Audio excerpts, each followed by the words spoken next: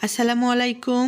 Welcome back to my channel Lata's lifestyle থেকে। আমি লতা ঢাকা থেকে বলছি। কেমন আছেন আপনারা সবাই? আশা করছি কাছে ও দূরে যে যেখানে আছেন আল্লাহ তাআলার অশেষ মেহেরবানিতে সবাই অনেক অনেক ভালো আছেন। আমরাও আলহামদুলিল্লাহ আপনাদের দোয়ায় বেশ ভালো আছি। তো বরাবরের মতো নতুন আরও একটি দিনে নতুন আরও একটি ভিডিও নিয়ে হাজির হয়েছি আপনাদের মাঝে শেয়ার করার জন্য। তো সবাইকে ওয়েলকাম জানিয়ে শুরু করছি আমার আজকের ব্লগটি। আশা করছি আমার আজকের ভিডিওটি আপনাদের ভালো লাগবে।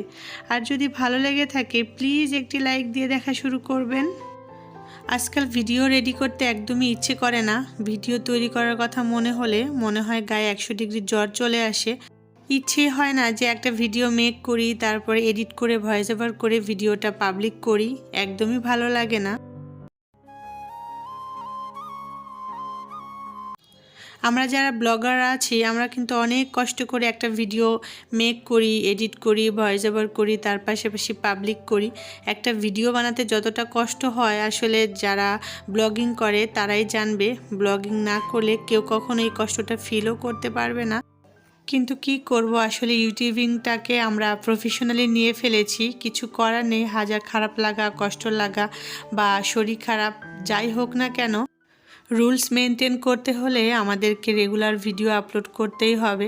আসলে ইউটিউব তো আর বুঝবে না যে আমার কি হচ্ছে, খারাপ লাগছে না ভালো লাগছে, বা ভিডিও বানাতে ইচ্ছে করছে না। তো যাই হোক, আপনাদের সাথে বকবক বকবক করেই যাচ্ছে। এদিকে আমার হাতের যে কাজগুলো আছে সেগুলো আমি করে নিচ্ছি। টুকিটাকি কাজ সেরে এখানে কিছু ধনেপাতা আছে, সেগুলোকে ক্লিন করে বেছে রেখে দিচ্ছি।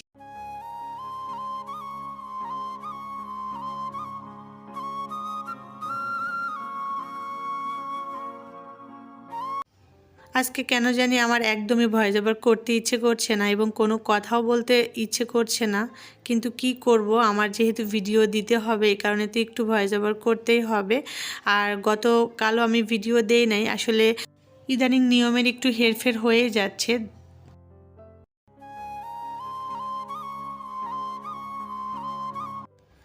তো এখানে দুপুরের জন্য একটু রান্না বান্না করে নিচ্ছি। তেমনভাবে আর কোনো কিছু শেয়ার করছি না। জাস্ট এখানে একটু পেঁপে ভাজি করছি গাজর মিক্স করে। আসলে বাচ্চারা তো তেমনভাবে সবজি খেতে চায় না, আর আমার মেয়েরা তো একদমই সবজি খায় না। তো একটু কালারফুল হলে যদি ওদের খাওয়াতে পারে এই কারণে একটু গাজরটা মিক্স করেছি। আর গাজর মিক্স করে আমি ভাজিটা করে নিচ্ছি। আজকে ছোট্ট একটি ভিডিও শেয়ার করছি। আশা করছি আপনারা স্কিপ না করে পুরোটাই দেখবেন। আসলে অনেক আপুরা আছে স্কিপ করে করে ভিডিও দেখে। এতে করে আমার চ্যানেলে যতটা ক্ষতি হয় তার পাশাপাশি যে দেখবে তার চ্যানেলেরও ক্ষতি হবে এইভাবে স্কিপ করে ভিডিও দেখলে।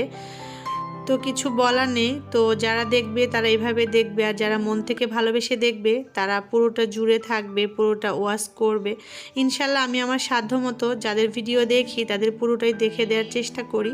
সত্যি কথা বলতে কাউকে কখনো ঠকাই না, ঠকাতে চাই না।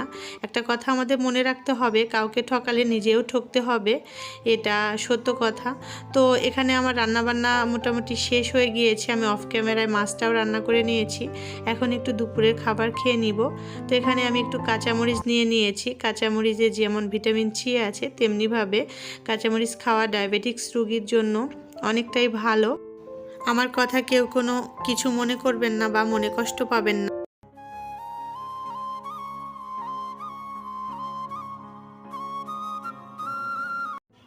আমি আজকে কি উল্টোপাল্টো কথা বলে ভয়েস ওভার করছি আমি নিজেও জানি না। আসলে কি বলবো, ভিডিওতে কিছুই বুঝে উঠতে পারছি না। একদমই ভালো লাগছে না। যেখানে মানে মনের শান্তি না থাকলে যা হয়, শরীরটাও খুব একটা ভালো না, যার কারণে ভয়েস ওভার করতে ইচ্ছে করছে না বলে আবল তাবল কথা বলছি। তবে পুরো ভিডিও জুড়ে তেমন কোনো কাজ দেখাতে না পারলেও বা উল্টাপাল্টা কথা বললেও এখন একটি কাজের কথায় আসি, বা একটা জরুরি দরকারি টিপস দিব আপনাদেরকে। আশা করছি সবারই কাজে লাগবে, নতুন গৃহিণী পুরনো গৃহিণী সবারই। তো এই যে জানালার গ্রিল বা জানালার যে থাই গ্লাসের নিচে যে অংশটুকু থাকে, অংশটুকু নিয়ে মোটামুটি আমরা সব গৃহিণীরাই চিন্তিত থাকি যে এটাকে কীভাবে ক্লিন করব, পরিষ্কার করব। তো এই ব্রাশের সাহায্যে যদি এভাবে ক্লিন করে নেওয়া যায় তাহলে অনায়াসে খুব সুন্দরভাবে একদম নিট অ্যান্ড ক্লিন হয়ে যায়। আপনারা ট্রাই করতে পারেন, একদম মানে এতটা পরিষ্কার হয় সত্যি ভাবার বাইরে। আমি সত্যি কথা বলতে সব সময় এই ব্রাশটা দিয়েই এই জানালার নিচের অংশটুকু পরিষ্কার করে থাকি। এই ব্রাশটার খুব একটা দাম না, মোটামুটি সবার ঘরে থেকে থাকে, কারণ অনেক কাজে এটা ব্যবহার করা হয়ে থাকে। আর যদি কারো ঘরে না থাকে, হার্ডওয়্যারের দোকানে গেলেই খুব অল্প টাকায় এই ব্রাশটা কিনতে পাওয়া যায়। এখানে পানি লাগে না, একদম পানি ছাড়াই ড্রাইভাবেই এই জানালার নিচের অংশটুকু ক্লিন করা যায়। আমি সব সময় এটা করে থাকি। আমাদের মেয়েদের শীত আসার আগেই বাসার ডিপ ক্লিনের একটা চিন্তা থাকে যে কিভাবে ডিপ ক্লিনিং করব, কোনটা থেকে কোনটা করব, বা সব কিছু মোটামুটি আমরা ক্লিন করে রাখি, যেহেতু পুরো শীত পড়ে গেলে আমরা এই ধরনের কাজ করতে পারি না। তো এইভাবে যদি পরিষ্কার করা যায় সত্যি অসাধারণ হয়ে থাকে, বিশ্বাস করুন। এখানে আমি একটুও পানি ইউজ করি না এখনও পর্যন্ত, কারণ এতটাই পরিষ্কার হয় এত সুন্দরভাবে। আমি সবসময় করে থাকি। আমার বাসায় টোটাল 4টা জানালা, 2টা রুম আর ড্রয়িং রুম দিয়ে। তো আমি 4টা জানালায় সব সময় এইভাবে ব্রাশ দিয়ে ক্লিন করি। দেখতে পাচ্ছেন পানি ছাড়া ক্লিন করে একদমই নিট অ্যান্ড ক্লিন, একটুও মানে ময়লা নেই। জাস্ট আপনাদেরকে দেখানোর জন্য একটি কাপড় ভিজিয়ে আমি একটু ট্রাই করছি, যদিও এটা লাগবে না বা কাপড় দিয়ে পরিষ্কার করার কোনো দরকার নেই। এখানে এমনিতেই অনেকটাই পরিষ্কার হয়ে গিয়েছে। তো আপনারা চাইলে ট্রাই করতে পারেন। নতুন পুরনো গৃহিণী যারা আছেন, যারা জানেন না যে কিভাবে জানালার গ্রিল বা নিচের অংশটুকু পরিষ্কার করবেন, কারণ এই জায়গাটা একটু এবড়ো থেবড়ো বা রেল লাইনের মতো, যেহেতু ময়লা বের করার কোনো স্পেস নেই, সেক্ষেত্রে একটু চিন্তারই কারণ বা একটু কষ্ট হয়ে যায়। নর্মালি যখন কাপড় ভিজিয়ে এখানে পরিষ্কার করতে যাবেন তখন কিন্তু একদমই কাদা কাদা ভাব এসে যাবে। তো এইভাবে করলে বেশ ভালো হয়। তো সবাই ভালো থাকবেন। আল্লাহ হাফেজ।